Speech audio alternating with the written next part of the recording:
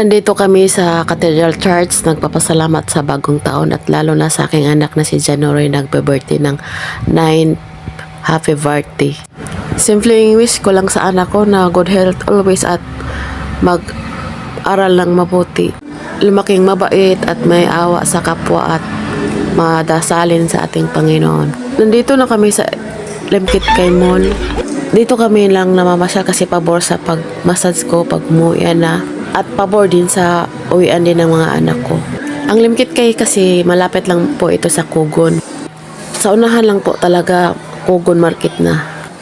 Pinakain ko muna si January kasi nagugutom na raw siya. Ito yung paborit niya, gusto niya kainin sa birthday niya. At ayaw na niya mag-cake kasi nagugutom na raw siya. Kaya pinilhan ko na rin siya ng cake para masaya naman siya. At ito na po, happy birthday Nori. Pero yung spelling ng pangalan niya nagkamali. For today's video, nag-celebrate kami ng anak ko ng birthday niya. At habang nasa mall ako, nakita ako ng suki ko. Pinag-home service niya ako mamaya mga 3 hours after. Kaya nagkain kami ng anak ko, iniisip ko yung customer ko. Sayang naman din kung aayawan ko, grasya na yan. Nagsabay talaga kami doon sa Red Ribbon bumili ng cake. Buy one take one ang Red Ribbon ngayon guys ha. Kung gusto niyong bumili ng cake para sa birthday, doon kayo sa Red Ribbon. Nandito kami sa yung may tarak Mudagan ba. Si Ate Nicole ko hindi na talaga sumasakay nito. Dalaga na po talaga ito. Pick up na talaga ipabili niya sa akin. Hindi na siya sumasakay nito. Kaya natuto ako mag-makeup dahil sa anak ko eh. Mahilig mag-ganyan kahit mukha kahit katawan ganyan. Dati sumasakay siya dito. Ngayon hindi na talaga. Sabihin niya sa akin doon ako sa may Watson kasi nandoon yung mga make-upan dami. At habang natapos kami sa Kit Kay, nandito naman ako sa SM Mall Uptown. Napauwi ko na kasi yung anak ko. Ay, grabe yung pagod ko talaga dito. Ang ginagawa ko kasi nababagok ako. Nag-selfie-selfie ako sarili kasi tinatime ko lang yung cellphone ko. Buti naman may spot sila dito na mapatungan sa cellphone at mag-selfie-selfie ka dito sa harapan ng laking Christmas tree. At bumalik na naman ako kasi mag-video na naman ako ng ibang capture ng bios. Iniikot ko yung Christmas decor nila sa SM Uptown. Ayan sa likod. Itapos na yung Pasko pero ang spirit nandoon pa rin kasi may Christmas tree pa eh. Iniikot-ikot ko talaga to isa-isa kasi yung suki ko kumakain pa. Inaalok nga nila akong kumain pero busog talaga ako. Sige ako pa na dito ikot-ikot kahit di na ako maakyat sa taas. Dito na lang talaga ako sa ground. At ayun, nagkita na kami ni ma'am. Sayang, lapit sayang sciatic nerves? Sciatic. Pati sa imo ha? Sakit na ikuan. Usay pod ko lang ratag tubig. Sakit atong blat kung kulang tubig. Dili ko doktor na mag-explain sa ako ang mga client.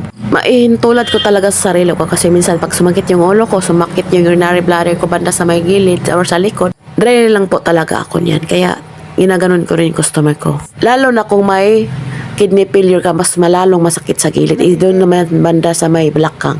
Minsan naiipit din yun ng ating mga malaking ugat dito sa may bandang tawag dito sciatic nerves. Iniinda ng karamihan lalo na sa babae lalo na sa marami natin ginagawa at yumuyoko tayo at pag magtayo yung ugat natin hindi ma-plaster. Ang hirap naman talaga yan sa ating katawan pag nandun ng bandang sakit. Nakauwi na po talaga ako sa amin at sobrang gutom ako. Ito ang natira, dami pang cake. May pizza na cheese ang kanyang flavor pero ang tigas na po nito kasi malamig na. Move ako sa ang nilotong tanghalian. Nagluto rin ako ng ampalaya. Ang sarap ng aking ampalaya kasi may uyap, may kamatis, may sibuyas, kompleto at may itlog. Timo-timo tani sa kagabion guys. Sa sobrang gutom ko galing nagmassage. Pero pumunta na ako ng Divisoria ulit. May client akong hindi nahilot 4 pero nang galing ako sa home service nakakuta na ako. Sa sunod na naman hilotin ko or kinabukasan kasi makaya ko naman pero naaantok na ako. Sinusubukan kong hindi magkapi sa gabi kasi hindi na ako makatulog. Kumain lang ako ng gulay. Nagtikim-tikim lang talaga ako sa mga ulang natira galing pa rin sa Pasko. Di ako matulog ng gutom kasi galing ako nagmassage. Tumataba na nga ako guys. Pero ayaw kong magpataba ng todo at ayaw ko rin magpapayat ng todo. Yung katamtaman lang sa katawan kasi wala nang lumalapit sa aking customer baka sabihin nila wala na akong lakas sa payat ko. At pangit na rin yung mataba pag naghilot kasi ang yung kilos mo mabigat. disiplina lang talaga sarili at mag-ayos tayo para marami pa tayong suki. Gusto ko aralin lahat guys about sa massage for more learning ka ani sa mga anatomy. Pag-aralan natin yung mga laman, mga buto, mga ugat, ganun. Sana nagdoktor na lang ako kung alam ko lang. Dito lang tayo sa massage therapy. Yun lang makaya natin. Mahirap lang tayo pero kumikita naman tayo. Pag maka-home service ka, makakuta ka na talaga. Makakuta naman din ako pag nakaupo ako doon sa pisto ko. Pinipili ko lang yung customer ko kasi pag sobrang layo, ayaw ko na. Mas arang-arang pa yung ihatid ka pabalik.